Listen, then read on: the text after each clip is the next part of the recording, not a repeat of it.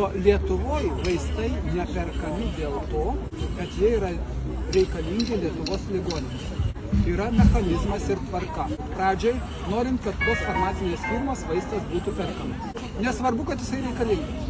Pradžiai, farmacinė firma turi kreiptis į sveikatos ministeriją su prašymu. Pirkit mūsų vaistus. Jeigu prašymo nėra, vaisto pirkimo kainos klausimas nieks iš vis nesvarstoma. Jeigu jūsų pirkimas ir prašymas yra, tai tada svarstom centralizuoti pirkimai arba receptais, tada svarstom, o kokią kainą duosite, o kaip Europos kitose šalyse, o kiek kompensuosime, o ar galite dar sumažinti, ar galite kokias premijas duoti.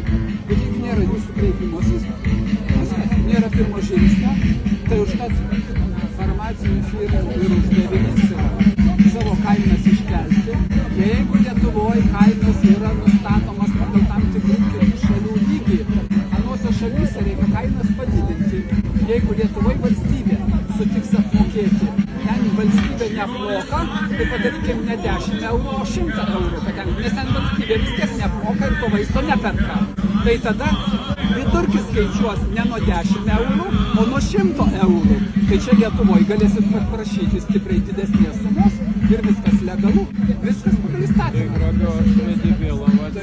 Taip, mechanizmas yra